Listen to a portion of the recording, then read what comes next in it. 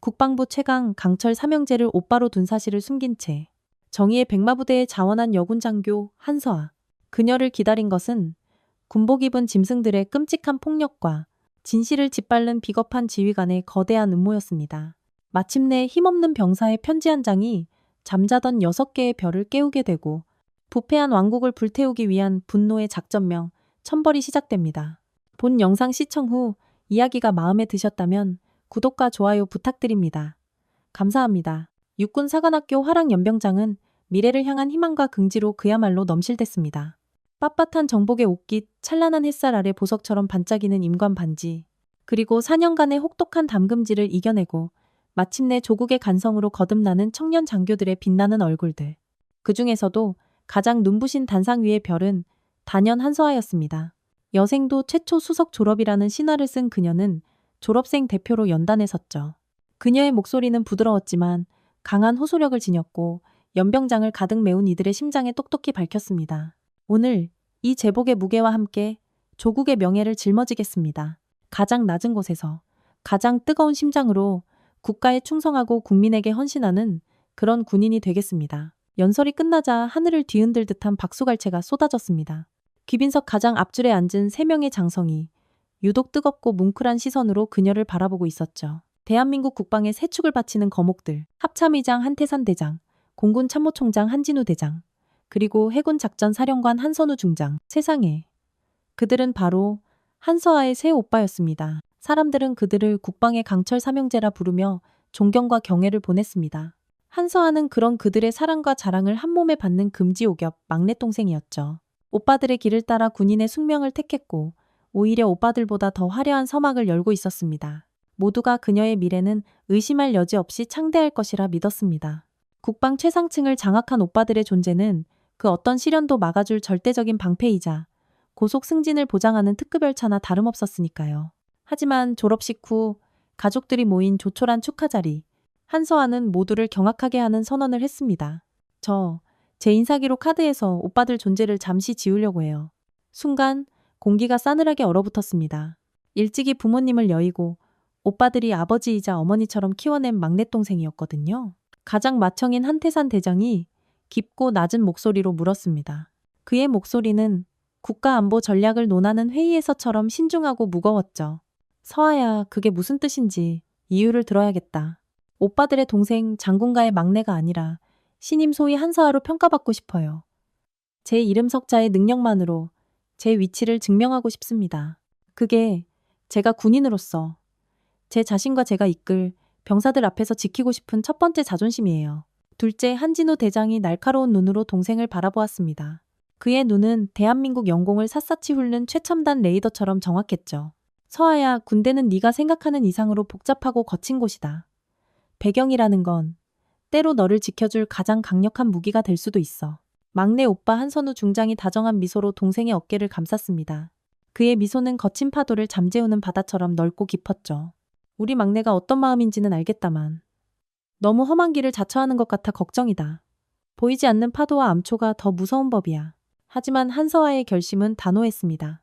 그녀는 오빠들의 눈을 차례로 마주하며 또렷하게 말했죠. 그래서 더더욱 제 힘으로 부딪혀봐야 해요. 오빠들 덕분에 쉬운 길을 걷는다면 전 평생 군복 입은 제 자신을 부끄러워할 거예요. 제발 제 선택을 믿고 지지해주세요. 3명의 최고 지휘관은 막내동생의 눈에서 꺾을 수 없는 강철 같은 의지를 읽었습니다. 그것은 평생을 군에 바친 자신들의 신념과 맞닿아 있는 순수하고 뜨거운 군인혼이었습니다. 결국 가장 큰형인 한태산 대장이 깊은 한숨과 함께 고개를 끄덕였습니다. 알겠다.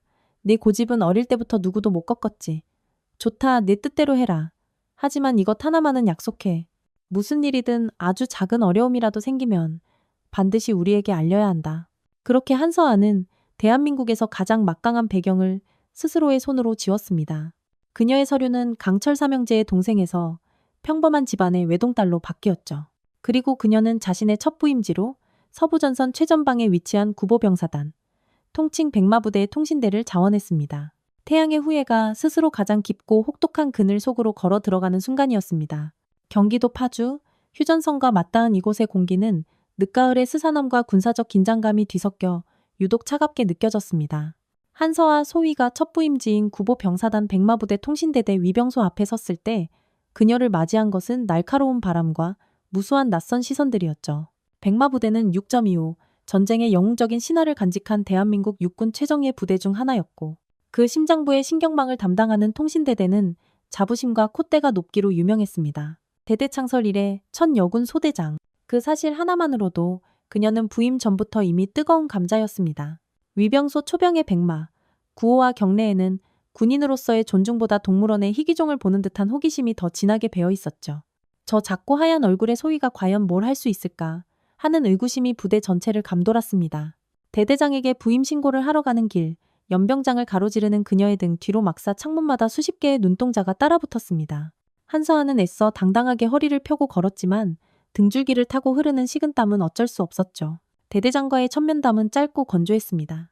중년 계급의 대대장은 그녀의 수석 졸업 이력에 잠시 흥미를 보였지만 이내 무표정한 얼굴로 여군이라고 봐주는 건 없다는 원론적인 말만 반복했죠. 한소희가 맡을 3소대는 우리 대대에서도 군기가 제일 세고 일이 많은 곳이야. 부소대장인 황철중 중사가 잔뼈가 굵으니 많이 배우도록. 알겠나? 네, 알겠습니다. 명심하겠습니다. 한서아는 관등 성명을 외치며 우렁차게 대답했지만 대대장의 말투에서 알아서 잘 기어라 하는 무언의 압력을 느꼈습니다. 배우라는 말은 곧 황중사에게 거슬리지 말라는 뜻임을 그녀는 직감했죠. 진짜 혹독한 신고식은 그녀가 3소대 사무실 문을 열면서부터 시작되었습니다. 좁은 사무실 안에는 2명의 남자가 있었습니다. 한 명은 거친 피부와 단단한 근육질 몸, 누가 봐도 실전 경험이 풍부한 베테랑의 기운을 뿜어내는 황철중 중사였고 다른 한 명은 능글맞은 미소를 얼굴에 달고 사람 좋게 생긴 이소대장 박지훈 중이었습니다. 한서아가 각 잡힌 경례와 함께 자신을 소개했죠. 백마, 금일부로 3소대장으로 부임한 소위 한서아입니다. 잘 부탁드립니다. 황철중 중사는 의자에 비스듬히 기댄 채 그녀를 머리부터 발끝까지 쓱 훑어보았습니다.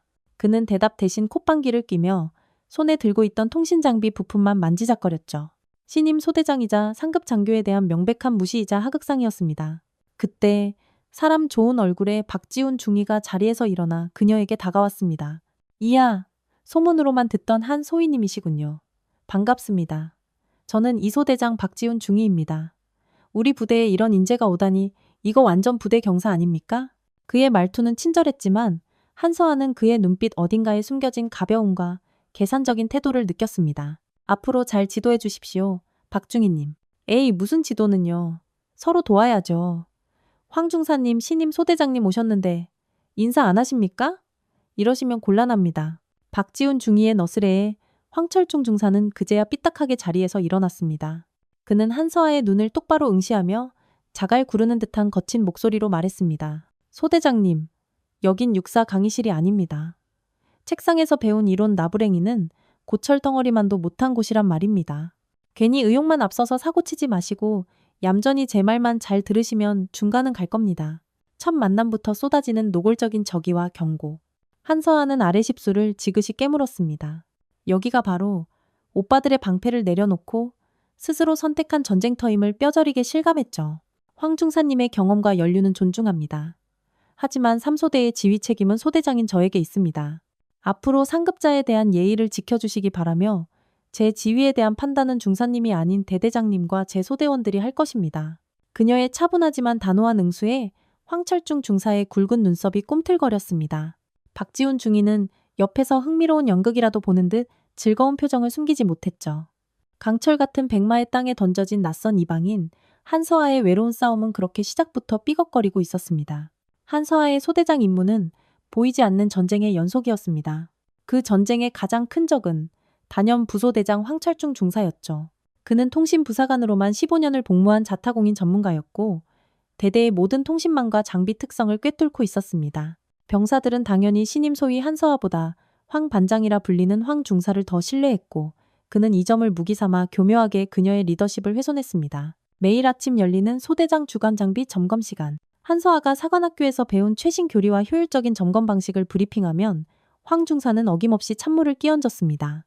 소대장님, 그 방식은 현실과 맞지 않습니다. 이 장비들은 그렇게 다루면 오히려 고장납니다. 제가 하던 대로 하겠습니다. 그리고는 한서아의 지시를 공개적으로 무시한 채 자신에게 익숙한 방식으로 병사들에게 작업을 지시했죠. 어쩔 줄 모르는 병사들은 한서아와 황중사 사이에서 이러지도 저러지도 못하며 눈치만 살폈습니다. 황중사, 우선 제 지시를 따라 주십시오. 새로운 방식이 정말 문제가 있는지 확인하는 것도 지휘관의 임무입니다. 확인이요? 여긴 실험장이 아닙니다, 소대장님. 당장 내일 북쪽에서 포가 날아올지도 모르는 최전방입니다. 소대장님의 어설픈 실험 때문에 우리 소대원들 목숨을 담보 잡을 순 없습니다. 그의 말은 표면적으로는 부대를 걱정하는 것처럼 들렸습니다.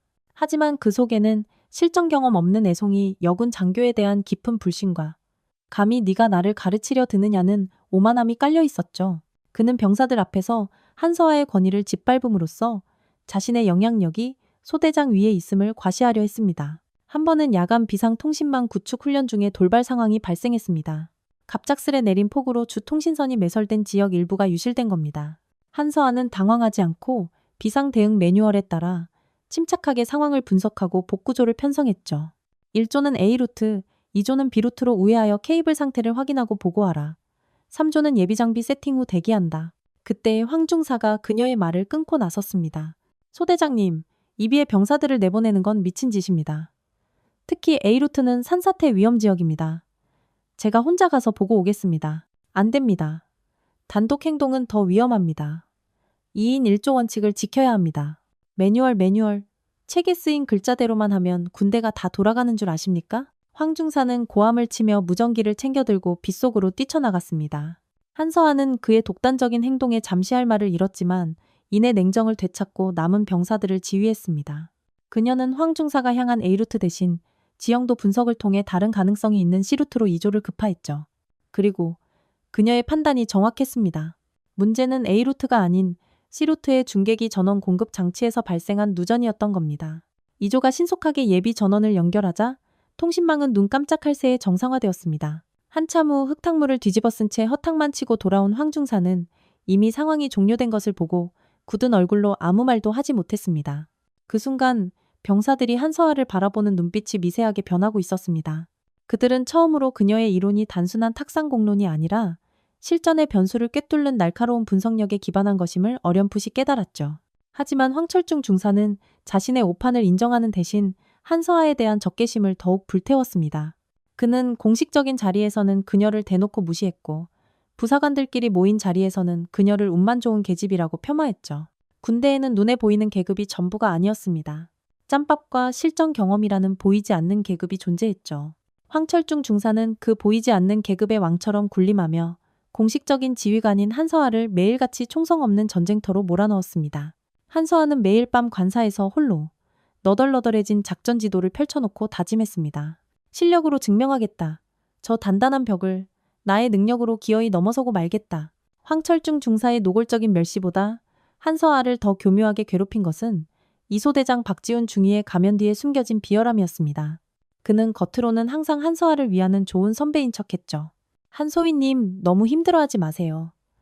황중사가 원래 좀 무식해서 그래요. 제가 나중에 따로 불러서 군기 한번 잡을게요. 아이고, 우리 한소희님, 훈련 계획 짜느라 고생 많네. 자, 이거 커피 마시면서 해요. 그는 다정하게 커피를 건네고 어깨를 두드리며 격려하는 등 친절한 동료이자 든든한 선배의 가면을 쓰고 있었습니다. 하지만 그는 한서아가 등을 돌리는 순간 그녀에게 독사의 이빨을 드러냈습니다. 그는 장교식당이나 흡연구역처럼 간부들이 모이는 곳에서 교묘하게 그녀에 대한 악의적인 소문을 퍼뜨렸습니다. 그 한소희 말이야, 수석 졸업이라더니 완전 거품이더만. 이론만 빠삭하지 실전은 젬병이야. 글쎄, 대대장님한테만 살살 웃으면서 꼬리치는 거 아닐까? 원래 여자들이 그런 거 잘하잖아. 황중사가 오죽하면 저러겠어? 한소희가 하도 답답하게 구니까 속이 터져서 그런 거지. 내가 옆에서 지켜봐서 아는데 완전 고문관 스타일이야.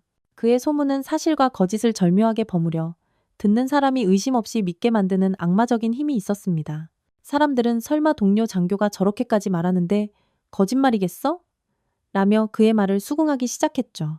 부대 내에서 한서아는 능력도 없으면서 운 좋게 임관한 여자, 남자 간부들에게 아양 떠는 여자, 선임 부사관을 무시하는 개념 없는 후배라는 낙인이 찍혔습니다. 한 번은 대대 전체 회식이 열렸습니다.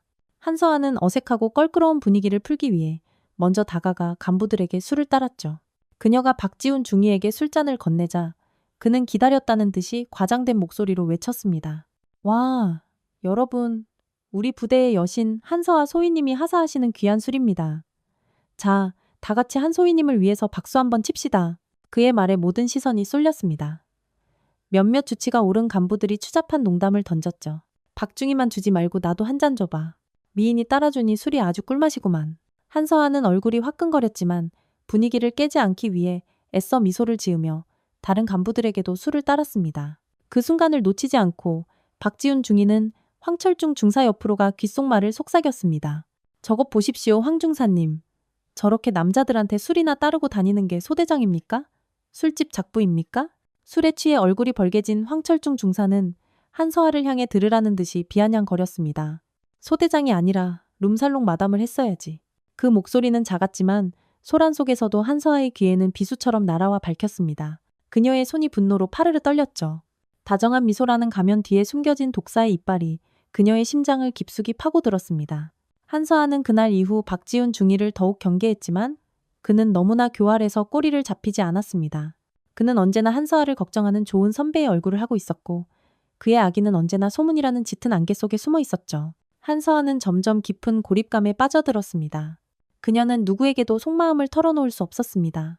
관사로 돌아온 그녀는 오빠들에게 전화를 걸까 수백 번을 망설였지만 스스로 증명하겠다는 자신의 맹세를 떠올리며 말없이 수화기를 내려놓았습니다. 웃음 뒤에 숨겨진 독사의 이빨이 남긴 상처는 노골적인 저기가 주는 상처보다 훨씬 더 깊고 고통스러웠습니다. 간부 사회에서 한서아는 철저한 이방인이었지만 그녀가 이끄는 3소대 병사들 사이에서는 조용하지만 의미 있는 변화가 일어나고 있었습니다. 처음에는 그녀를 얼굴만 예쁜 낙하산이라며 불신했던 병사들이 시간이 흐를수록 그녀의 진심과 실력을 느끼기 시작한 겁니다. 한서아는 권위를 내세우기보다 행동으로 보여주는 리더였습니다. 매일 아침 병사들과 똑같이 완전 군장을 하고 구보를 했고 가장 힘들고 더러운 작업에는 항상 가장 먼저 소매를 걷어붙였죠. 꽁꽁 얼어붙은 땅을 파는 진지공사도 기름때 가득한 통신 장비를 정비하는 일도 마다하지 않았습니다. 또한 그녀는 병사 한 명 한 명을 인격체로 대했습니다. 훈련 중 발목을 삔 병사가 있으면 직접 업고 의무실까지 뛰었고 여자친구와 헤어져 힘들어하는 병사의 고민 상담을 밤늦게까지 들어주었죠. 그녀는 병사들의 이름과 보직뿐 아니라 그들의 가족사와 장래 희망까지 기억하는 유일한 간부였습니다. 특히 이세연 이병은 그런 한서아를 가장 가까이서 지켜보며 깊은 존경심을 품게 되었습니다. 이 이병은 대학에서 전자공학을 전공한 수재였지만 조용하고 내성적인 성격 탓에 튀는 것을 싫어하고 군 생활에 겨우 적응해 나가고 있었죠. 그런 그의 재능을 처음으로 알아봐준 사람이 바로 한서아였습니다. 어느 날 부대에 노후된 전술통신 시스템의 원인 모를 오류가 반복적으로 발생했습니다. 황철중 중사는 원래 그런 거니 껐다 켜서 쓰라며 짜증을 냈지만 한서아는 달랐습니다. 그녀는 이세연 이병을 조용히 불러 그의 의견을 물었죠. 이 이병, 자네가 보기에 이 시스템의 근본적인 문제가 뭐라고 생각하나? 처음으로 자신의 전문 분야에 대해 질문하는 장교 앞에서 이 이병은 당황했지만 이내 용기를 내어 자신의 분석을 설명했습니다. 소대장님, 이 시스템은 오래된 소프트웨어 기반이라 최신 암호화 모듈과 충돌하는 것 같습니다. 제가 소스코드 몇 군데를 수정하면 안정화시킬 수 있을 것 같습니다. 한서아는 그의 말을 끝까지 경청하고는 흔쾌히 그의 어깨를 두드려 주었습니다. 좋다. 한번 해보게. 자네를 믿는다. 필요한 것이 있다면 뭐든지 지원하겠다. 이세연 이병은 밤을 새워 시스템을 분석하고 코드를 수정했습니다. 그리고 다음 날 거짓말처럼 모든 오류가 사라지고 통신 속도는 오히려 이전보다 빨라졌죠. 황철중 중사는 어쩌다 소가 뒷걸음질치다 쥐잡은 격이라며 애써 폄하했지만 다른 병사들은 놀라움을 감추지 못했습니다. 그리고 이세연 이병은 자신을 믿어주고 기회를 준 한서아 소대장에게 평생 잊지 못할 고마움을 느꼈습니다. 그 사건을 계기로 병사들은 한서아를 진심으로 따르기 시작했습니다. 그녀의 지시는 더 이상 신임 소위의 이상적인 명령이 아니라 우리를 이해하고 실력 있는 지휘관의 합리적인 판단으로 받아들여졌죠. 훈련 성과는 눈에 띄게 향상되었고 문제소대로 낙인 찍혔던 3소대는 대대에서 가장 활기차고 단결이 잘 되는 소대로 거듭났습니다. 병사들의 굳건한 신뢰는 한서아에게 얼어붙은 땅에 핀 한 송이 꽃과 같았습니다. 간부들의 따돌림과 멸시 속에서 마음이 얼어붙을 때마다 병사들의 순수한 눈빛과 소대장님, 저희는 소대장님을 믿습니다. 라는 말이 그녀를 다시 일어서게 하는 힘이 되었죠. 그녀는 깨달았습니다. 진정한 리더십은 계급장에서 나오는 것이 아니라 마음과 마음이 이어지는 신뢰에서 비롯된다는 것을, 그리고 자신을 믿어주는 이 작은 꽃들을 지키기 위해서라도 결코 이 싸움에서 쓰러질 수 없다고 다짐했습니다. 파주의 겨울은 명성 그대로 혹독했습니다. 체감온도가 영하 20도를 훌쩍 넘기는 혹한 속에서 군인에게 가장 큰 시련이자 가장 큰 기회인 동계 혹한기 훈련이 시작되었죠. 혹한기 훈련은 모든 부대원의 육체적, 정신적 인내심을 극한까지 시험하는 거대한 무대였고, 특히 부대의 두뇌와 신경망을 책임지는 통신대대에게는 그 성패가 부대 전체의 운명을 좌우하는 중차대한 임무였습니다. 한서아에게 이번 훈련은 자신의 모든 것을 걸고 지휘관으로서의 능력을 공식적으로 증명할 유일한 기회였습니다. 그녀는 훈련 개시 몇 주 전부터 밤잠을 설치며 작전 계획 수립에 몰두했죠. 과거 5년간의 혹한기 훈련 결과 보고서를 전부 정밀 분석하여 문제점을 도출했고, 변화무쌍한 겨울 날씨와 서부전선 특유의 복잡한 지형을 고려해 수십 가지의 우발 상황에 대한 대응책을 수립했습니다. 그녀가 작성한 작전 계획서는 사관학교 교재로 사용해도 될 만큼 치밀하고 완벽했습니다. 훈련 전 대대 전체가 모인 작전 회의 시간, 각 소대장들이 차례로 훈련 계획을 브리핑했습니다. 박지훈 중위는 작년 계획을 제목만 바꿔 그대로 제출한 듯한 성의 없는 보고서를 읽었고, 다른 소대장들 역시 기존의 틀에서 벗어나지 못했죠. 마지막으로 한서아의 차례가 되었습니다. 그녀가 단상에 서자 회의실에는 어김없이 싸늘하고 미묘한 냉기가 흘렀습니다. 황철중 중사는 팔짱을 낀 채 경멸적인 시선으로 그녀를 쏘아봤고, 박지훈 중위는 옆자리 동료와 귓속말을 하며 낄낄거렸죠. 하지만 한서아는 흔들리지 않았습니다. 그녀는 막힘없이 자신감 넘치는 목소리로 자신의 계획을 설명하기 시작했습니다. 이번 훈련에서 저희 3소대는 기존의 단일 주파수 운용 방식에서 탈피 다중 주파수 도약 방식, 즉 프리퀀시 호핑을 예비망으로 구축하여 동시 운용하겠습니다. 이는 적의 전파방해나 혹한으로 인한 특정 주파수 대역의 난조 발생 시에도 통신 두절을 원천 차단하기 위함입니다. 그녀는 군사 위성 사진과 3D 지형도를 이용해 가장 효율적인 통신망 구축 경로와 중계기 위치를 제시했고, 예상되는 모든 돌발 상황에 대한 구체적인 대응 프로토콜을 단계별로 발표했습니다. 그녀의 브리핑은 군더더기 없이 논리 정연했고, 그 어떤 질문에도 막힘이 없었죠. 회의실을 감돌던 냉소와 조롱의 분위기가 조금씩 경악과 놀라움으로 바뀌기 시작했습니다. 장교들은 수군거림을 멈추고 그녀의 발표에 완전히 몰입했습니다. 그녀의 계획은 기존의 방식을 답습하는 수준이 아니라 통신작전의 패러다임을 바꾸는 혁신적인 발상이었습니다. 브리핑이 끝나자 대대장이 처음으로 진심으로 감탄한 표정을 지으며 말했습니다. 한소희 계획이 정말 놀랍군. 실전에서도 계획대로만 해준다면 이번 훈련의 MVP는 자네가 될 것 같아. 칭찬을 받은 것은 한소아였지만 얼굴이 벌겋게 달아오른 것은 황철중 중사와 박지훈 중이었습니다. 특히 황 중사는 자신의 아날로그식 경험을 무시하고 책상 물림 이론만 내세운다며 한서아를 깎아내려왔는데, 그녀가 자신은 이해조차 하기 힘든 수준의 첨단 작전 계획을 들고 나오자 극심한 모욕감과 위기감을 느꼈죠. 박지훈 중위 역시 무능한 여자라고 퍼뜨렸던 자신의 소문이 무색해지는 상황에 불쾌한 표정을 감추지 못했습니다. 회의가 끝나고 복도를 나오는 한서아에게 박지훈 중위가 다가와 비꼬는 투로 말했습니다. 이야, 우리 한소희님 밤새 공부만 하셨나 봐. 근데 훈련은 머리 좋다고 잘하는 게 아닌데 어쩌나 몸이 버텨줄지 모르겠네. 황철중 중사는 한마디 말도 없이 이글거리는 분노의 눈으로 그녀를 스쳐 지나갔습니다. 한소아는 그들의 반응에 흔들리지 않았습니다. 이제 시작일 뿐이다. 계획이 아무리 완벽해도 결과로 증명하지 못하면 한낱 종이 쪼가리에 불과하다. 그녀는 자신을 믿고 따르는 소대원들을 돌아보았습니다. 그들의 눈에는 이전과 다른 강한 기대와 신뢰가 담겨 있었죠. 한서아는 굳게 다짐했습니다. 반드시 이번 훈련을 성공시켜 자신을 믿어주는 이들에게 자부심을 안겨주고 자신을 짓밟으려는 자들에게 실력으로 응징하겠다고. 혹독한 겨울에 전주곡이 울려 퍼지는 가운데 그녀는 조용히 결전의 칼을 갈고 있었습니다. 혹한기 훈련이 본격적으로 시작되었습니다. 살을 내는 칼바람과 무릎까지 쌓인 눈 속에서 백마부대 전장병은 가상의 적과 실전을 방불케 하는 치열한 전투를 벌이고 있었죠. 한서아의 3소대는 훈련의 두뇌인 지휘통제실과 각 예하부대를 잇는 통신망 구축 및 유지 임무를 맡았습니다. 한서아는 계획했던 대로 주 통신망과 다중 주파수 도약 방식의 예비 통신망을 동시에 구축하는 이중하 작전을 전개했습니다. 황철중 중사는 쓸데없이 1만 2배로 만드는 멍청한 짓이라며 사사건건 불만을 터뜨렸지만 한서아의 확신에 찬 지휘 아래 병사들은 묵묵히 따랐습니다. 특히 이세연 이병을 비롯한 소대원들은 이미 그녀의 능력을 절대적으로 신뢰하고 있었기에 고되고 생소한 작업에도 불평 한마디 없이 최선을 다했죠. 훈련 3일째 되는 밤, 기온이 영하 25도 아래로 곤두박질 쳤습니다. 바로 그때 사건이 터졌습니다. 사단 전체의 주 통신망이 적의 강력한 전파방해 공격을 받아 순식간에 마비된 것입니다. 지휘 통제실은 그야말로 아수라장이 되었습니다. 사단장의 분노에 찬고함이 터져나오고 모든 부대의 눈과 귀가 멀어버렸죠. 통신대 뭐 하는 거야? 당장 복구 못해. 통신대대장은 사색이 되어 각 소대에 고함을 질렀습니다. 원인 파악됐나? 어느 구역 담당이야? 문제는 이 소대가 담당한 중앙통신망이었습니다. 훈련 시나리오에 따라 감행된 적의 전자전 공격에 박지훈 중위는 속수무책으로 당한 겁니다. 그는 당황해서 우왕좌왕하며 적 전파 방해가 너무 강력합니다. 역추적이 불가능합니다. 라는 말만 반복할 뿐 제대로 된 대처를 하지 못했죠. 그의 무능함에 대대장이 분통을 터뜨리며 지휘봉을 집어 던지려는 순간 한서아의 침착하고 또렷한 목소리가 지휘 통제실 전체에 무전기를 통해 울려 퍼졌습니다. 대대장님 3소대장 보고드립니다. 지금 즉시 3소대가 운용 중인 예비 통신망으로 모든 채널을 전환하겠습니다. 저희 예비망은 주파수 도약 방식으로 적의 전파 방해에 영향을 받지 않습니다. 순간 지휘 통제실의 모든 소음이 멎었습니다.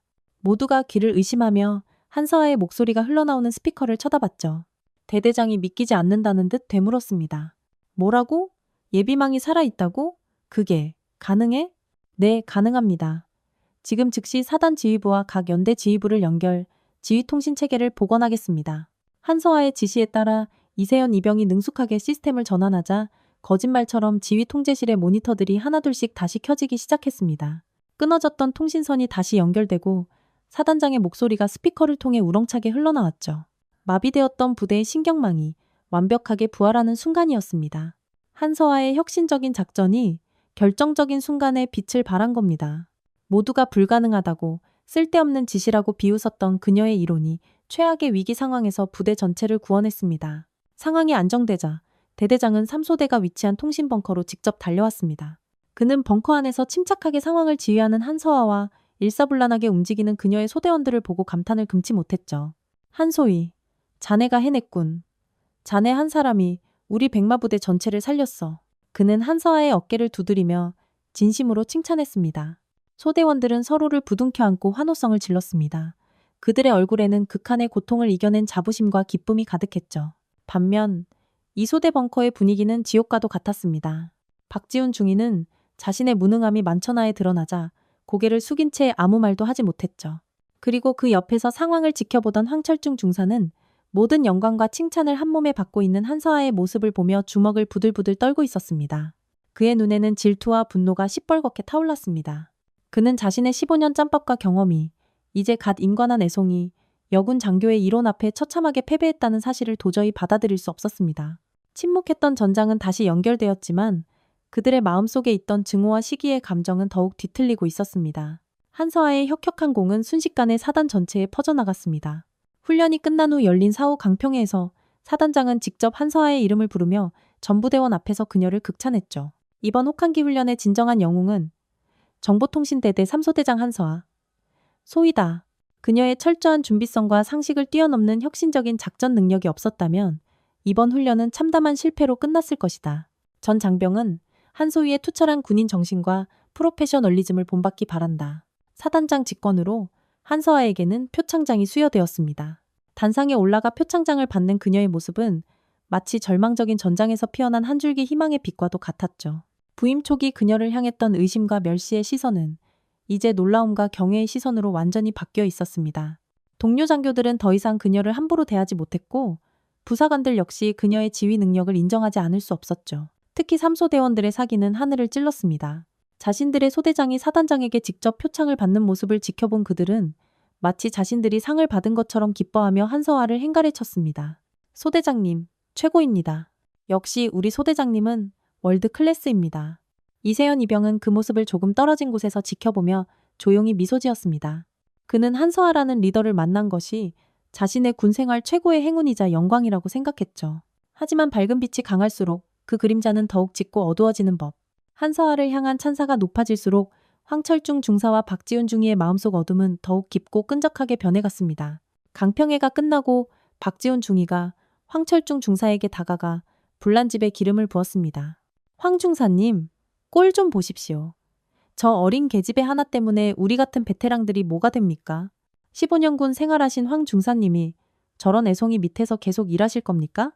황철중 중사는 아무 대답 없이 담배 연기만 독하게 내뿜었습니다. 그의 얼굴은 분노와 모멸감으로 시뻘겋게 달아올라 있었죠. 그는 평생을 군대에 바쳤고 자신의 경험과 실력에 대한 자부심으로 살아온 사람이었습니다. 그런데 이제 갓 임관한, 그것도 여자라는 이유로 내심 무시하고 짓밟으려 했던 한서아가 자신과는 비교도 안 될 만큼 뛰어난 능력을 증명해 보인 겁니다. 그의 자존심은 산산조각이 났습니다. 박지훈 중위 역시 마찬가지였습니다. 그는 한서아의 성공이 자신의 무능함을 더욱 극명하게 드러내는 조명등처럼 느껴졌죠. 그는 한서아를 깎아내리기 위해 퍼뜨렸던 소문들이 이제 자신에게 조롱과 비난의 화살이 되어 돌아올까봐 견딜 수 없었습니다. 어떻게든 전현을 밟아버려야 한다.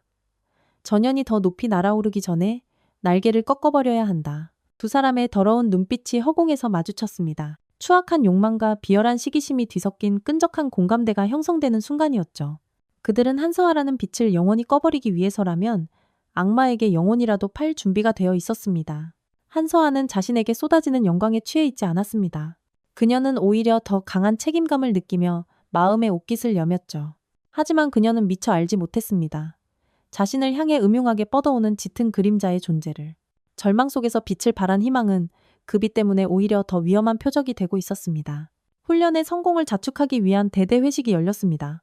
하지만 그 자리는 축하와 격려의 자리가 아닌 한서아를 향한 시기와 광기가 폭발하는 모욕의 장으로 빠르게 변질되고 있었죠. 회식의 주인공은 당연히 한서아였습니다. 대대장을 비롯한 간부들이 돌아가며 그녀에게 술을 권하며 칭찬을 쏟아냈습니다. 한소희 정말 대단했어. 앞으로 우리 대대의 보배가 되어주게.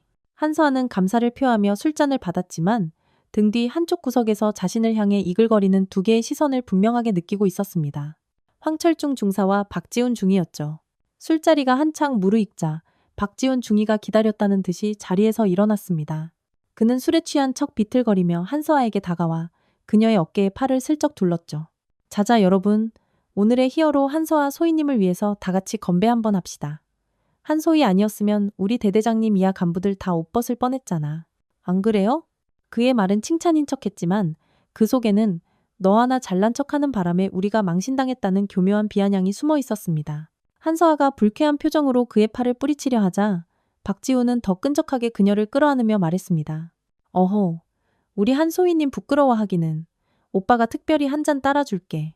그때 잔뜩 취한 황철중 중사가 자리에서 벌떡 일어나 고함을 질렀습니다. 시끄러워. 뭐가 그렇게 대단하다고 호들갑들이야. 운 좋게 한번 성공한 거 가지고. 순간 시끄럽던 회식 자리가 찬물을 끼얹은 듯 조용해졌습니다. 모든 시선이 황중사에게 쏠렸죠. 그는 한서아를 손가락으로 가리키며 말을 이었습니다. 저런 년이 소대장이라고 꺼드럭거리는 거 보니까 군대 꼴 잘 돌아간다. 사관학교에서 책상머리에 앉아 배운 거 말고 할 줄 아는 게 뭐가 있어? 어? 여우같이 윗대가리들한테 꼴이나 살살 치니까 표창장이나 받는 거 아니냐고. 상상조차 할 수 없었던 폭언과 공개적인 모욕이었습니다. 한서아의 얼굴은 하얗게 질렸습니다. 소대원들이 지켜보는 앞에서 모든 동료 간부가 있는 자리에서 그녀의 인격과 명예는 속수무책으로 짓밟렸습니다. 한서아는 떨리는 목소리로 대꾸했습니다. 황 중사님, 지금 하신 말씀 책임지실 수 있습니까? 책임, 뭘 책임져? 내가 틀린 말했냐? 내년이 사단장 앞에서 희죽거린 거 누가 모를 줄 알아? 상황이 험악해지자 대대장이 나서서 황중사를 말렸습니다. 황중사 그만하게 수리과했네. 하지만 황중사는 이미 이성을 잃고 날뛰었죠. 박지훈 중위는 옆에서 말리는 척하면서 오히려 황중사를 부추겼습니다.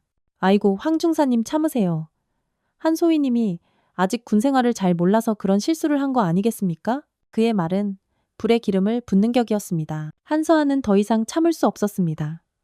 그녀는 자리에서 일어나 얼음장처럼 차가운 목소리로 말했죠. 황철중 중사, 당신을 상관 모욕죄 및 허위사실 유포에 의한 명예훼손으로 정식으로 문제 삼겠습니다. 그리고 박지훈 중이 당신의 교사 및 동조 행위도 절대 묵과하지 않겠습니다. 그녀의 단호하고 법적인 대응에 황철중 중사와 박지훈 중이의 얼굴이 순간 굳어졌습니다. 회식 자리는 완전히 파탄이 났습니다. 한서아는 그 지옥 같은 자리를 박차고 나왔습니다. 차가운 밤 기운이 그녀의 뺨을 스쳤지만 마음속에서 들끓는 분노와 모멸감은 식지 않았죠. 시기라는 이름의 광기는 생각보다 훨씬 더 지독하고 전염성이 강했습니다. 그것은 한 사람의 이성을 마비시키고 조직의 기강을 무너뜨리며 한 개인의 명예를 갈기갈기 찢어 놓았습니다. 한서아는 깨달았습니다. 이제 더 이상 물러설 곳이 없다는 것을. 이것은 단순한 감정 싸움이 아니라 군인으로서의 자신의 존재 이유를 건 싸움이라는 것을. 훈련의 마지막 밤이었습니다. 대부분의 병력은 철수를 준비하며 안도감에 젖어 있었지만 3소대는 마지막까지 통신 장비를 점검하고 해체하는 고된 임무를 수행하고 있었죠. 한서아는 소대원들과 함께 늦은 시간까지 묵묵히 작업을 지휘했습니다. 회식 자리에서의 사건 이후 부대 내의 공기는 언제 터질지 모르는 시한폭탄처럼 위태로웠습니다. 한서아는 정식으로 황철중 중사에 대한 징계를 대대장에게 요청했지만 대대장은 곧 인사 이동 시즌이니 조용히 넘어가자며 사건을 덮으려는 태도를 보였죠. 박지훈 중위는 철저하게 자신은 아무 관련이 없는 선량한 목격자인 척 연기했습니다. 모든 작업이 거의 마무리될 무렵 한서아는 홀로 부대 외곽에 설치된 예비 안테나를 최종 점검하러 나섰습니다. 피곤에 지친 소대원들을 먼저 막사로 돌려보낸 후였죠. 칠흑 같은 어둠 속 그녀의 손전등 불빛만이 유일하게 길을 비추고 있었습니다. 안테나 점검을 마치고 돌아서는 바로 그 순간 등 뒤에서 어둠보다 더 짙고 무거운 그림자가 그녀를 덮쳤습니다. 악! 비명을 지를 틈도 없이 거대한 손이 그녀의 입을 틀어막았습니다. 역한 술 냄새와 함께 짐승의 그것처럼 거친 숨소리가 귓가를 파고들었죠. 황철중 중사였습니다. 너 때문에 내 15년 군 생활이 전부 끝장나게 생겼어. 그의 눈은 증오와 광기로 시뻘겋게 충혈되어 있었습니다. 그는 한서아의 멱살을 잡고 짐짝처럼 땅바닥으로 내동댕이 쳤습니다. 쿵! 한서아는 뒷머리를 세게 부딪혔지만 고통을 느낄 새도 없이 저항했죠.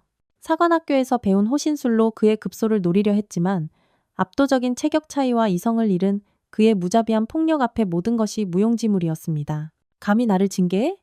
이 발칙하고 건방진 년. 황기태 중사는 이성을 상실하고 주먹을 휘둘렀습니다. 한서아의 얼굴과 몸에 무차별적인 폭행이 가해졌죠. 입술이 터지고 피가 튀었습니다.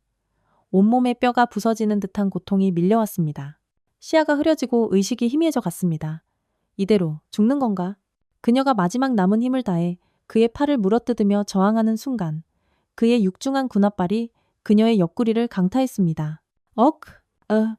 하는 비명과 함께 그녀의 몸이 종이장처럼 구겨졌습니다. 그녀의 몸이 축 늘어졌습니다. 황철중 중사는 거친 숨을 몰아쉬며 쓰러진 한서아를 내려다보았습니다. 그는 자신이 저지른 짓의 심각성을 깨닫고 순간 당황했지만 이내 다시 비열하고 추악한 표정을 지었죠. 그는 쓰러진 한서아의 군복 상의를 일부러 흐트러뜨리고 마치 다른 불미스러운 사고가 있었던 것처럼 현장을 조작하려 했습니다. 바로 그때 어둠 속에서 또 다른 인형이 나타났습니다. 박지훈 중이었습니다. 그는 모든 상황을 처음부터 지켜보고 있었습니다. 황철중 중사가 한서아를 덮치는 순간부터 무자비하게 폭행하는 모든 과정을. 한서아는 희미해져가는 의식 속에서 박지훈 중위의 얼굴을 보았습니다. 구원의 손길일까? 하지만 그의 얼굴에는 놀람이나 걱정이 아닌 차가운 계산과 만족감이 서려 있었습니다. 그는 쓰러진 한서아에게 다가오지 않았습니다. 대신 당황한 황철중 중사에게 다가가 그의 어깨를 잡고 낮은 목소리로 속삭였죠. 중사님, 정신 차리세요. 이대로 두면 우리 둘 다 군복 벗어야 합니다. 한서아의 눈에서 마지막 빛이 꺼져갔습니다. 그녀를 덮친 것은 한 마리의 짐승이었지만 그 짐승의 광기를 부추기고 방관하며 즐긴 또 다른 악마가 있었습니다. 그날 밤 대한민국의 군복과 군인의 명예는 칠흑 같은 어둠 속으로 처참하게 가라앉고 있었습니다. 한서아가 정신을 차렸을 때 코끝을 찌르는 것은 소독약 냄새와 차가운 의무대 침상의 감촉이었습니다. 머리는 깨질 듯이 아팠고 온몸은 납덩이처럼 무거웠죠. 군의관은 그녀에게 야간 작업 중 실족하여 경사면에서 굴렀다고 기계적으로 설명했습니다. 명백한 거짓말이었습니다. 아닙니다. 저는 폭행을 당했습니다. 황철중 중사에게. 한서아는 갈라진 입술로 힘겹게 진실을 말했지만 군의관은 그녀의 눈을 피하며 소희님, 일단 안정이 필요합니다. 충격으로 인한 기억 혼란일 수 있습니다. 라고 둘러댔습니다. 곧이어 중대장인 최영민 대위가 찾아왔습니다. 그는 이번 사태의 1차적인 지휘 책임자였죠. 한서아는 그가 지휘관으로서 정의를 바로 세워줄 것이라는 마지막 희망을 걸었습니다. 중대장님, 이것은 단순 사고가 아닙니다. 명백한 하극상이자 범죄입니다. 황철중 중사가 저를. 하지만 최영민 대위는 그녀의 말을 중간에 거칠게 끊었습니다. 그의 얼굴에는 부하를 걱정하는 기색 대신 귀찮은 일이 터졌다는 짜증과 자신의 안위를 걱정하는 불안감이 역력했죠. 한소희, 일 크게 만들지 말게. 나 곧 있으면 소령 진급 심사야. 내 앞길 막을 셈인가? 한서아는 자신의 길을 의심했습니다. 부하장교가 하극상과 폭행으로 생명의 위협을 받았는데 지휘관이라는 자의 입에서 나온 첫마디가 자신의 진급 걱정이라니. 진급이 지금 중요합니까? 이건 한 사람의 인생이 걸린 문제입니다. 인생? 증거 있어? 누가 봤는데? 최대위는 비웃듯이 말했습니다.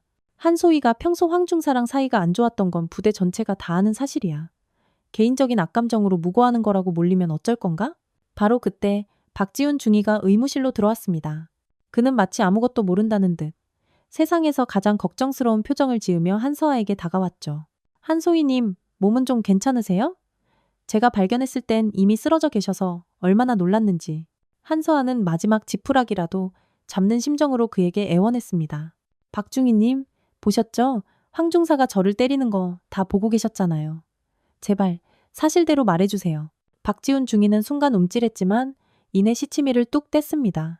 그는 중대장 최영민 대위와 눈빛을 교환하더니 너무나도 태연하게 거짓말을 내뱉었죠. 무슨 말씀이세요, 한소희님. 저는 그냥 순찰 중에 쓰러져 있는 소희님을 발견했을 뿐입니다. 주변에는 정말 아무도 없었습니다. 완벽한 배신, 완벽한 조작이었습니다. 유일한 목격자가 침묵을 넘어 가해자의 편에 서서 거짓을 증언한 것입니다. 그는 자신의 안위를 위해 진실의 목격자가 아닌 범죄의 공모자가 되기를 선택했습니다. 한서아는 절망했습니다. 가해자의 폭력보다 진실을 외면하는 지휘관의 이기심과 모든 것을 지켜본 동료의 비겁한 배신이 그녀의 영혼을 더 깊은 나락으로 밀어넣었습니다. 그녀는 거대한 침묵의 카르텔에 갇혀버린 겁니다. 최영민 대위는 박지훈 중위의 거짓 증언으로 확신을 얻고 한서아를 회유하고 협박하기 시작했습니다. 들었지? 목격자도 없잖아. 괜히 긁어부스럼 만들지 말고 그냥 조용히 덮고 넘어가.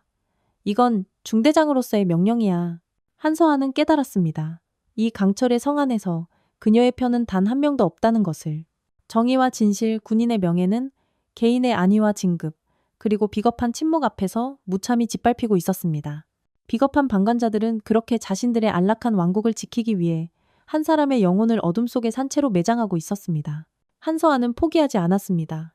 그녀는 정식으로 대대장에게 황철중 중사를 폭행 및 하극상 혐의로, 박지훈 중위를 위증 및 직무유기 혐의로, 그리고 중대장 최영민 대위를 사건 은폐 및 직권 남용 혐의로 신고했습니다.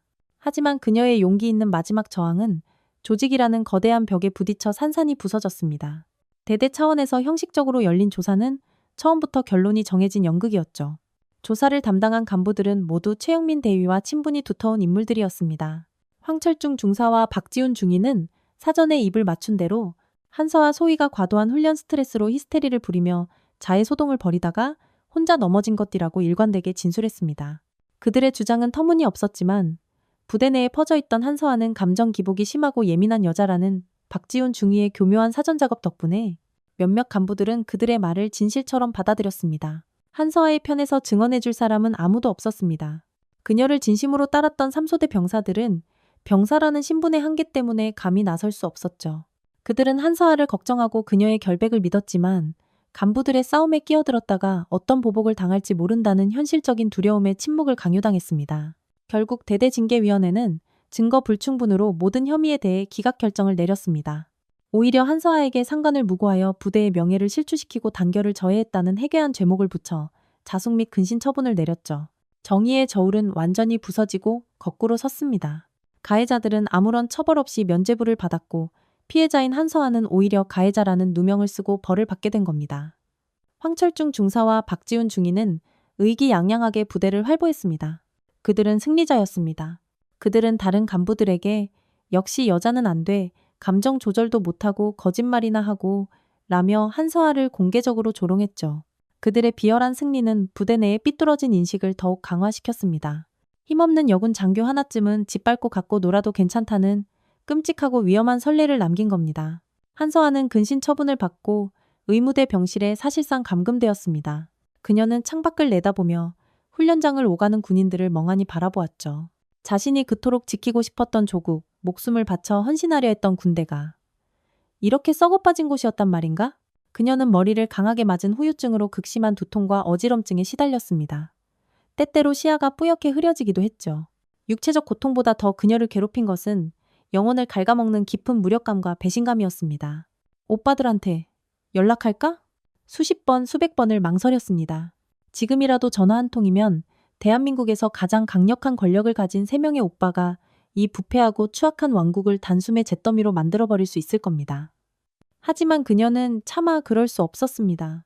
그것은 자신의 신념을, 자신의 군인으로서의 정체성을 스스로 부정하는 일이었으니까요. 한서아로서 인정받겠다던 처절했던 맹세가 이 치욕과 고통 속에서도 그녀의 마지막 자존심을 위태롭게 붙들고 있었습니다.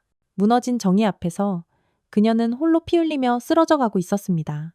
그녀의 고통과 절망을 아는 이는 아무도 없었습니다. 강철의 성은 그렇게 진실의 목소리를 집어삼키고 거짓된 평화를 유지하고 있었습니다. 근신 기간이 끝나자 최영민 대위는 한서아를 삼소대장 직위에서 강제로 해임했습니다.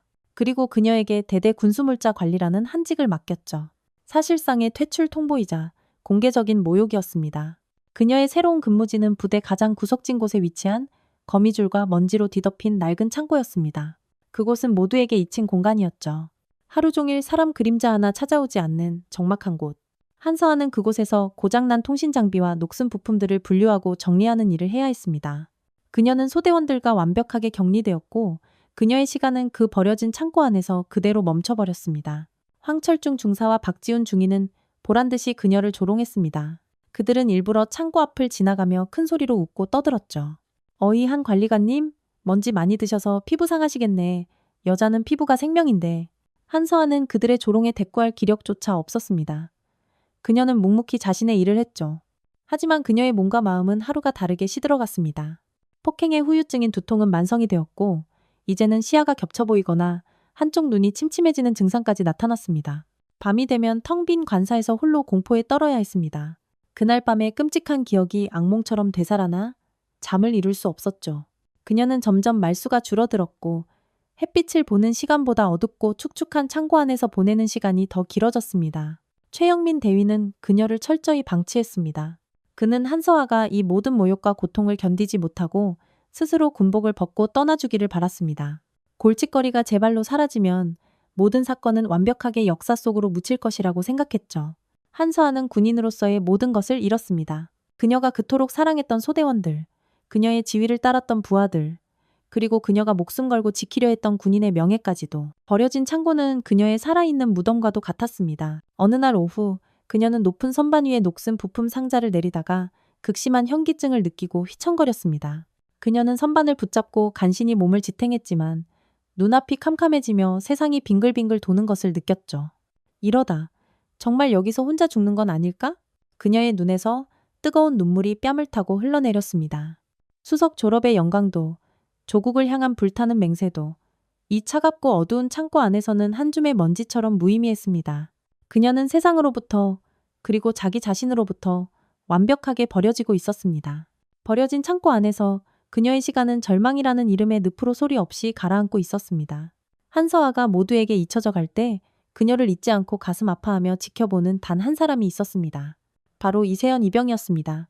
그는 조용하고 내성적인 성격이었지만 누구보다 총명하고 정의감이 강한 청년이었죠. 그는 한서아가 겪은 모든 부당하고 끔찍한 일들을 지켜보며 남몰래 분노의 불씨를 키우고 있었습니다. 이 이병은 한서아가 창고로 쫓겨난 이후에도 틈틈이 그녀를 찾아갔습니다. 처음에는 관리관님, 재고 목록표 확인받으러 왔습니다. 와 같은 업무적인 핑계를 댔지만 나중에는 몰래 따뜻한 캔커피나 초코파이를 가져다 주기도 했죠. 소대장님, 아니 관리관님, 식사는 하셨습니까? 관리관님, 안색이 너무 안 좋으십니다. 어디 편찮으신 겁니까? 그의 조심스러운 물음에 한서아는 희미하게 웃으며 괜찮다고만 대답했습니다. 하지만 이 이병은 그녀의 창백하다 못해 투명해진 얼굴과 텅 비어버린 눈빛에서 그녀가 결코 괜찮지 않다는 것을 알 수 있었습니다. 어느 날 이 이병은 한서아에게 전달할 서류를 들고 낡은 창고로 향했습니다. 창고문은 반쯤 열려 있었죠. 그는 안으로 들어서다 말고 그 자리에 심장이 멎는 듯 얼어붙었습니다. 한서아가 차가운 시멘트 바닥에 쓰러져 있었습니다. 관리관님? 이 이병은 비명을 지르며 그녀에게 달려갔습니다. 그녀는 의식을 잃은 채 미동도 하지 않았죠. 그의 절규에 다른 병사 몇몇이 달려왔고 한서아는 급히 의무대로 후송되었습니다. 그 사건은 잔잔하던 부대에 작은 파문을 일으켰습니다. 병사들 사이에서 한 소위님이 쓰러지셨대. 황중사랑 박중희 때문에 스트레스 받아서 그런 거 아닐까? 하는 수군거림이 조심스럽게 돌기 시작했죠. 하지만 간부들은 여전히 냉담하고 잔인했습니다. 최영민 대위는 원래 몸이 약한 사람이 괜히 힘든 척하다가 쓰러진 것뿐이라며 사건을 축소하고 왜곡하는 데 급급했습니다. 황철중 중사와 박지훈 중위는 오히려 거짓말이 들통날 것 같으니까 꾀병 부리는 것이라며 그녀를 끝까지 모욕했죠. 이세연 이병은 분노로 온몸이 떨렸습니다. 그는 더 이상 이 부조리하고 추악한 상황을 지켜보고만 있을 수 없다고 결심했습니다. 한 사람의 생명이 위태로운 지경에 이르렀는데도 진실을 덮고 자신들의 안위만 챙기려는 저 악마 같은 자들을 용서할 수 없었습니다. 그는 한서아가 쓰러지기 직전 그녀의 책상 위에 놓여있던 낡은 수첩을 보았습니다. 그 수첩에는 그녀가 부임한 첫날부터 겪었던 모든 일들이 날짜별로 꼼꼼하게 기록되어 있었죠. 황철중 중사의 하극상, 박지훈 중위의 모함, 그리고 폭행 사건의 진실과 은폐 과정까지 그것은 그녀가 홀로 싸워온 고독하고 처절한 투쟁의 기록이었습니다. 이세연 이병은 그 수첩을 몰래 자신의 관물대에 숨겼습니다. 그리고 그는 결심했습니다. 이 작은 불씨를 저들의 썩어빠진 왕국을 불태워버릴 거대한 불길로 만들겠다고. 자신의 남은 군 생활이 어떻게 되든 상관없었습니다. 그는 한서아 소대장이 자신에게 보여주었던 믿음과 용기를 이제 자신이 그녀에게 돌려주어야 할 때라고 생각했습니다. 작은 조약돌 하나가 거대한 호수에 던져졌습니다. 그 파동은 아주 작고 미미했지만 멈추지 않고 점점 더 넓게 그리고 더 높게 퍼져나갈 준비를 하고 있었습니다. 한서아가 쓰러진 며칠 뒤 이세연 이병은 야간 탄약고 경계 근무를 서고 있었습니다. 그는 순찰 중 우연히 간부들이 사용하는 흡연실 근처를 지나게 되었죠. 창문 틈으로 희미하게 새어나오는 불빛과 함께 지긋지긋하게 익숙한 목소리들이 들려왔습니다. 황철중 중사와 박지훈 중이었습니다. 이 이병은 자기도 모르게 발걸음을 멈추고 어둠이 짙게 깔린 벽에 몸을 숨긴 채 귀를 기울였습니다. 아, 진짜 그년 때문에 골치 아파 죽겠네. 쓰러지긴 왜 쓰러져서 사람 신경 쓰이게 만들어? 박지훈 중위의 투덜거리는 목소리였습니다. 황철중 중사가 낄낄거리며 대답했죠. 그러게 말이야. 그냥 쥐 죽은 듯이 처박혀 있을 것이지. 근데 그때 내가 너무 심하게 걷어찼나? 머리를 맞은 게 영 찜찜하긴 한데? 이세연 이병의 심장이 쿵 하고 바닥으로 떨어지는 듯 했습니다. 그것은 명백한 자백이었습니다. 박지훈 중위가 목소리를 낮추며 말했습니다. 에이, 중사님 걱정 마세요. 최 대위님이 다 알아서 처리해 주실 겁니다. 그리고 유일한 목격자가 저인데 제가 입 꾹 다물면 아무도 모릅니다. 그냥 우리는 계획대로 한서아가 혼자 넘어져서 다친 거다라고 밀고 나가면 게임 끝입니다. 그래도 찝찝해. 만약에 그년이 깨어나서 또 깽판 치면 어떡하지? 걱정 마시라니까요. 걔 이제 아무도 안 믿어줘요. 상관무고하는 정신 나간 년으로 찍혔는데 누가 걔 말을 믿어주겠어요? 우리가 이긴 겁니다, 중사님.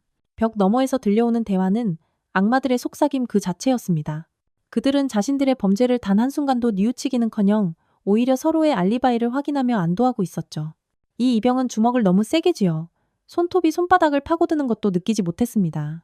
온몸에 피가 거꾸로 솟는 듯한 분노와 역겨움에 숨이 막혔습니다. 그는 더 이상 망설일 필요가 없다고 생각했습니다. 한서아의 처절한 기록이 담긴 수첩과 방금 자신이 들은 저들의 생생한 대화, 이것만 있으면 진실을 밝힐 수 있다. 하지만 어떻게? 대대장에게 보고해봤자 최영민 대위선에서 또다시 묵살될 것이 뻔했습니다. 사단 헌병대에 신고한다 해도 제 식구 감싸기식으로 유야무야 될 가능성이 높았죠. 그의 머릿속에 한 가지 방법이 스쳐 지나갔습니다. 가장 낮고 힘없는 자가 가장 높고 강력한 곳에 직접 호소하는 것이다.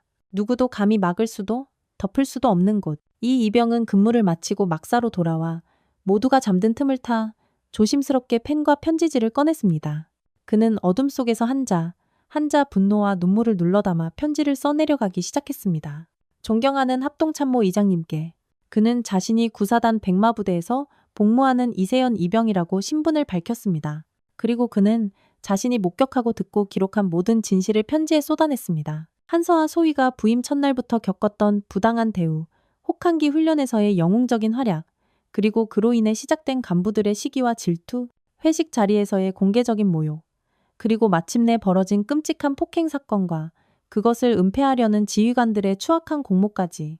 그는 한서아의 수첩 내용을 일부 인용하고 황철중 중사와 박지훈 중위의 대화를 녹음하지는 못했지만 최대한 상세하고 정확하게 기록했습니다. 편지의 마지막에 그는 이렇게 썼습니다. 저는 한 명의 대한민국 군인으로서 제 눈앞에서 벌어진 불의를 더 이상 묵과할 수 없었습니다. 한서아 소대장님은 저에게 진정한 군인의 자세와 용기를 가르쳐 주신 유일한 분입니다. 부디 의장님께서 이 썩어빠진 부대의 진실을 밝혀주시고 억울하게 쓰러져 있는 한 명의 유능하고 정의로운 장교를 구해 주십시오. 이 편지로 인해 제가 어떤 보복을 당하게 될지 두렵지만 저는 제가 한 일을 절대 후회하지 않을 것입니다. 그는 편지를 곱게 접어 봉투에 넣었습니다. 그리고 주소란에 대한민국 합동참모본부 합참의장 귀하라고 적었죠. 다음 날 아침 그는 누구의 눈에도 띄지 않게 그 편지를 부대 우체통에 넣었습니다. 이제 운명의 주사위는 던져졌습니다. 벽 너머의 진실이 과연 가장 높은 곳에 닿을 수 있을까? 이세연 이병은 초조하게 그 결과를 기다릴 수밖에 없었습니다. 이세연 이병이 보낸 한 통의 편지는 수많은 우편물과 소포더미에 섞여 대한민국 국방의 심장부, 서울 용산의 합동참모본부로 향했습니다. 1계급 2등병이 합참의장에게 직접 보낸 편지. 보통의 경우라면 의장 비서실의 하급 장교선에서 걸러지거나 형식적인 답변과 함께 예하 부대로 이첩되어 조용히 묻혔을 겁니다. 하지만 그날은 무언가 달랐습니다. 운명의 장난처럼 혹은 하늘의 도우심처럼 그 편지는 수많은 결제 서류와 기밀 보고서들 사이에 섞여 마침내 합참의장 한태산 대장의 집무실 책상 위에 오르게 된 겁니다. 한태산 대장은 대한민국 육해공군을 총괄하는 별 4개의 살아있는 전설이었습니다. 그는 산더미처럼 쌓인 서류들을 기계적으로 처리하다가 삐뚤빼뚤한 병사의 글씨체로 합참의장님께라고 쓰인 낡은 편지 봉투 하나를 발견했습니다. 그는 무심코 그 편지를 집어들었죠. 발신인은 구보병사단 이세연 이병. 사병이 보낸 민원 편지인가? 그는 대수롭지 않게 생각하며 편지를 꺼내 읽기 시작했습니다. 하지만 편지를 읽어내려가는 그의 미간이 점점 굳어지기 시작했습니다. 그리고 한서아 소희라는 이름이 등장하는 순간 그의 눈빛이 시베리아의 겨울처럼 차갑게 얼어붙었습니다. 그는 편지를 단숨에 읽어내려갔습니다. 한 줄 한 줄 읽을 때마다 그의 손이 주체할 수 없는 분노로 파르르 떨렸습니다. 자신의 막내 동생이 그가 눈에 넣어도 아프지 않을 만큼 애지중지 키운 자랑스러운 동생이 최전방 부대에서 어떤 수모와 고통을 겪었는지 그 모든 끔찍한 진실이 편지 안에 생생하게 담겨 있었습니다. 하극상, 모함, 집단 따돌림, 그리고 무자비한 폭행, 사건 은폐와 2차 가해, 심지어 동생이 의식을 잃고 쓰러져 생명이 위독하다는 내용에 이르자 한태산 대장은 자리에서 벌떡 일어났습니다. 그의 몸에서 뿜어져 나오는 살기는 수많은 전장을 겪은 노장의 그것과는 차원이 다른 자신의 가족을 건드린 자들에 대한 원초적인 분노였습니다. 감히 내 동생을? 그의 낮은 읊조림에 거대한 집무실의 공기가 얼어붙는 듯 했습니다. 그는 즉시 비서실장을 호출했습니다. 당장 구사단 통신대 한서와 소희에 대한 모든 서류와 의무 기록을 가져와. 그리고 공군 참모총장과 해군 작전사령관에게 최고 등급의 비상통신을 연결해. 집안에 사람이 죽게 생겼다고 전해. 그의 명령은 신속하게 이루어졌습니다. 잠시 후 그의 책상 위에는 한서아의 인사기록 카드가 놓여 있었죠. 보직 해임 후 군수물자 관리 근무 중, 사유, 상관무고 및 부대 단결저해, 그리고 의무 기록에는 과로로 인한 실종 및 실신이라고 적혀 있었습니다. 한태산 대장은 서류를 집어 던졌습니다. 모든 것이 편지의 내용과 정확하게 일치했죠. 조직적이고 치밀한 은폐와 조작. 그는 치밀어 오르는 분노를 억누르며 동생들과의 3자 영상 통화를 연결했습니다. 화면에 공군 대장 한진우와 해군 중장 한선우의 얼굴이 나타났습니다. 형님, 이 시간에 갑자기 무슨 일이십니까? 형, 얼굴이 왜 그래? 무슨 큰일이라도 있어? 한태산 대장은 이세연 이병의 편지를 들어 보이며 지옥의 밑바닥에서 올라오는 듯한 목소리로 말했습니다. 서아가, 우리 막내가 짐승만도 못한 놈들한테 맞아서 죽게 생겼다. 그 한마디에 두 동생의 얼굴이 굳어졌습니다. 한태산 대장은 편지의 내용을 처음부터 끝까지 읽어내려갔습니다. 이야기가 진행될수록 한진우의 눈은 적기를 포착한 전투기처럼 날카로워졌고 한선우의 주먹은 파랗게 멍이 들도록 굳게 쥐어졌습니다. 모든 내용을 들은 후 한동안 지옥 같은 침묵이 흘렀습니다. 그리고 가장 먼저 입을 연 것은 둘째, 한진우였습니다. 그의 목소리는 제트 엔진의 소음보다 더 차갑고 날카로웠죠. 구사단 헌병대와 감찰 기무까지 전부 한 통속일 겁니다. 육군 자체 조사로는 꼬리 자르기로 끝날 가능성이 높습니다. 막내 한선우가 이어서 말했습니다. 그의 목소리는 분노의 폭풍우를 동반한 파도와 같았죠. 그 개자식들. 전부 군복을 벗길 게 아니라 살가죽을 벗겨버려야 합니다. 형님, 제가 지금 당장 파주로 가겠습니다. 한태산 대장이 그들을 제지했습니다.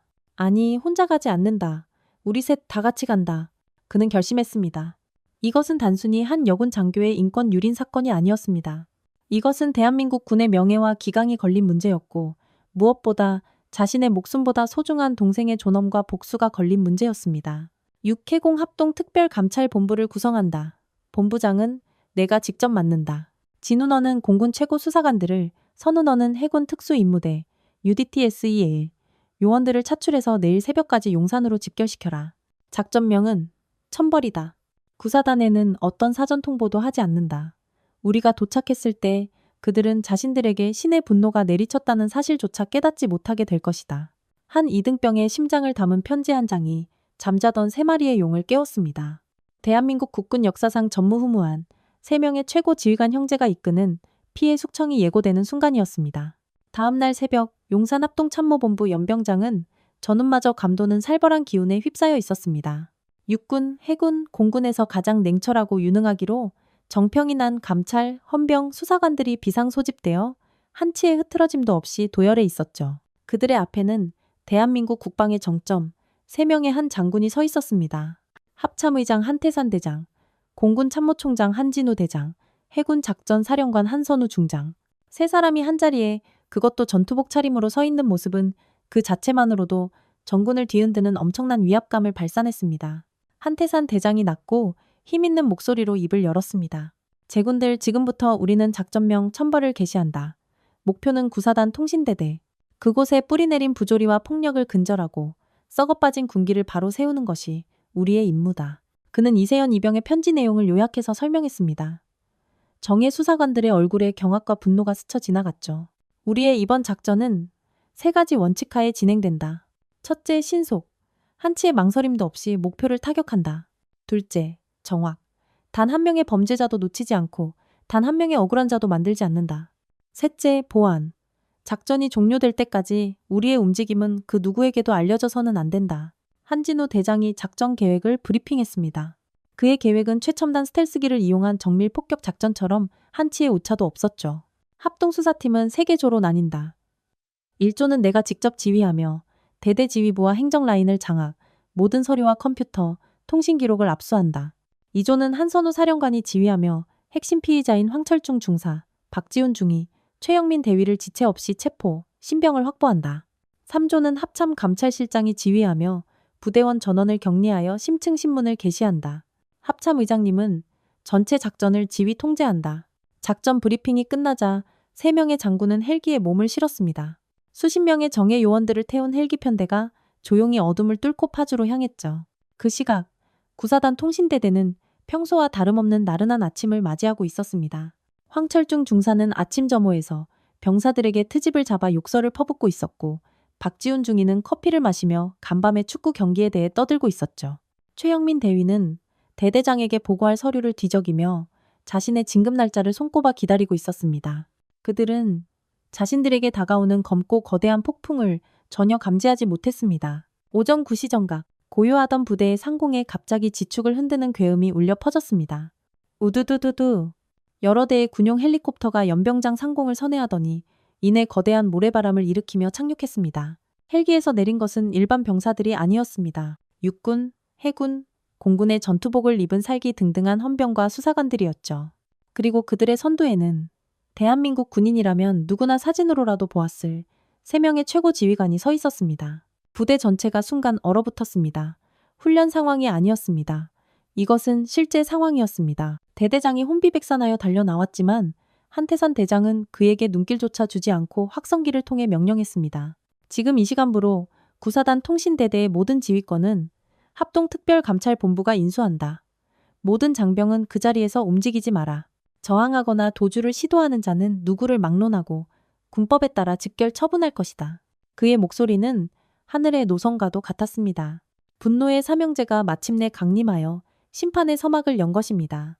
부패한 왕국에 천벌의 날이 도래했습니다. 합동수사팀의 움직임은 이름 그대로 번개와도 같았습니다.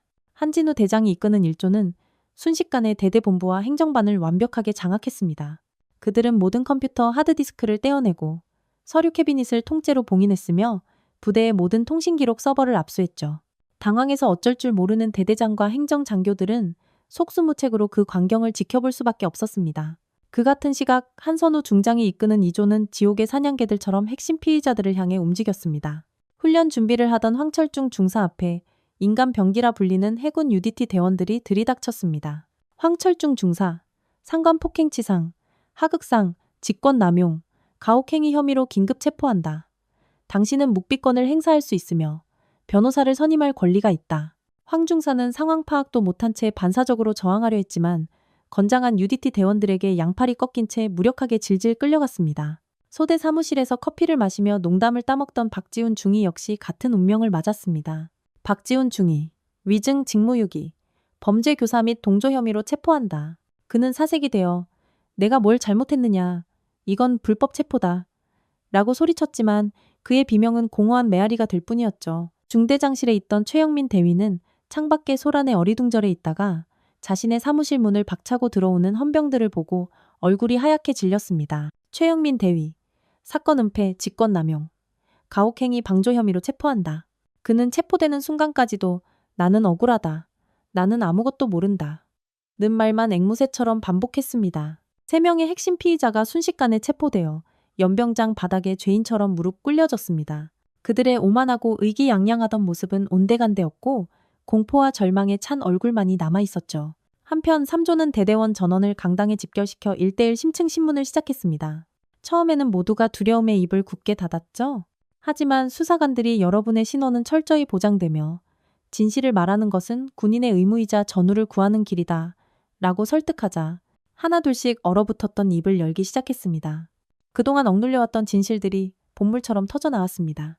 한서와 소희가 겪었던 부당한 대우, 회식 자리에서의 공개적인 모욕, 그리고 폭행 사건 이후 벌어진 조직적인 은폐와 조작 과정에 대한 생생한 증언들이 쏟아졌죠. 특히 이세연 이병은 자신이 직접 보고 듣고 기록했던 모든 것을 한치의 떨림도 없이 증언했습니다. 모든 상황은 세계의 태양처럼 빛나는 3명의 장군, 그 중에서도 한태산 대장이 직접 지휘하고 있었습니다. 그는 연병장 한가운데 서서 무릎 꿇고 있는 3명의 범죄자들을 경멸의 눈으로 내려다보았죠. 그는 최영민 대위에게 다가가 물었습니다. 내 놈이 중대장인가? 부하가 죽어가고 있는데 내 놈의 소련 계급장이 그렇게 중요했나? 그는 박지훈 중위를 보며 말했습니다.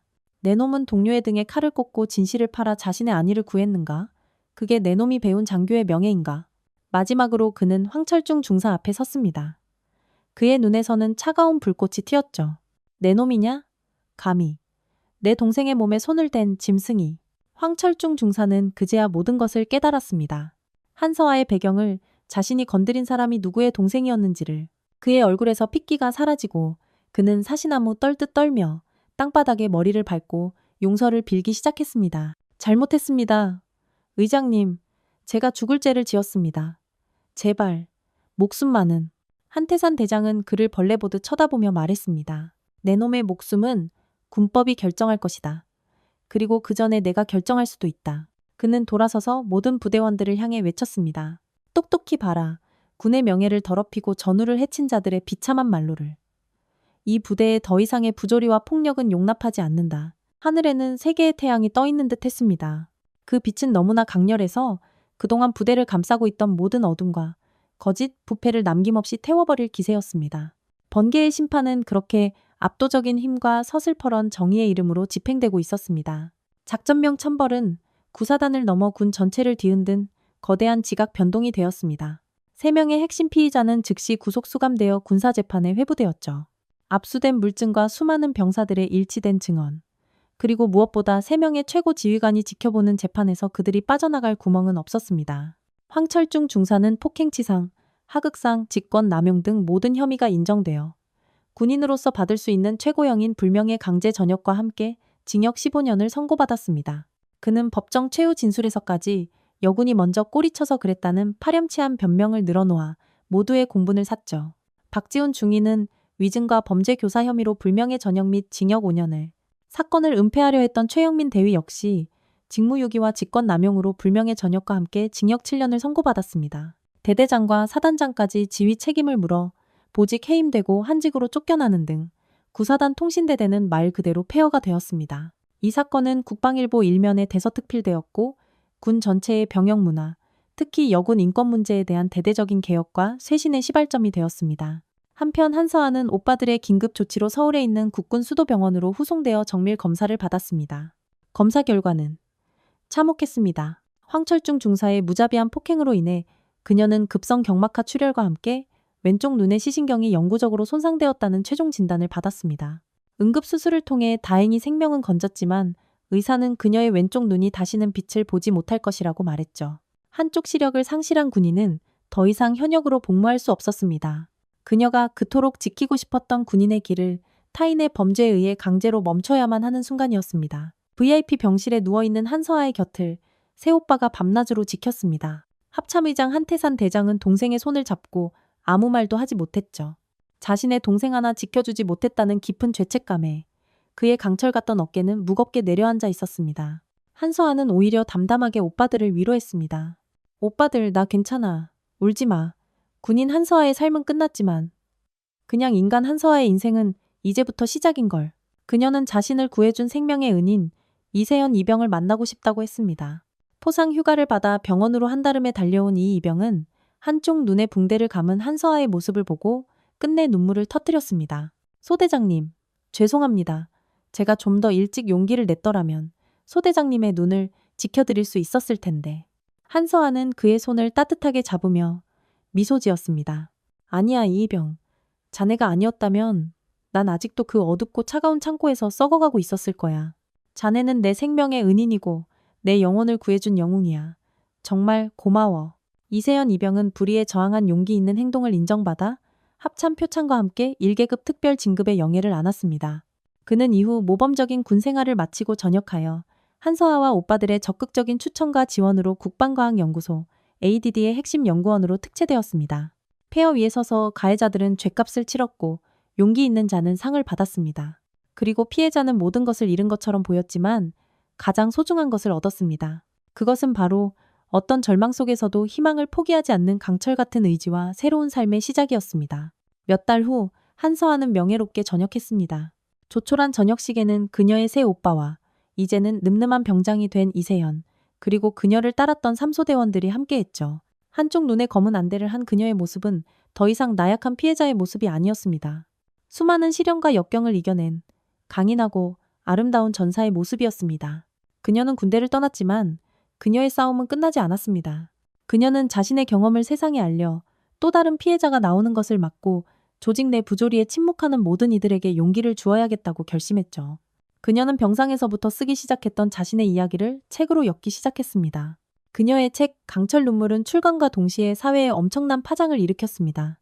군대 내의 인권 문제뿐만 아니라 우리 사회 곳곳에 만연한 여성에 대한 차별과 편견, 그리고 거대 조직 내 부조리를 한 개인의 시선으로 처절하게 고발한 그녀의 이야기는 수많은 사람들에게 깊은 공감과 뜨거운 감동을 주었습니다.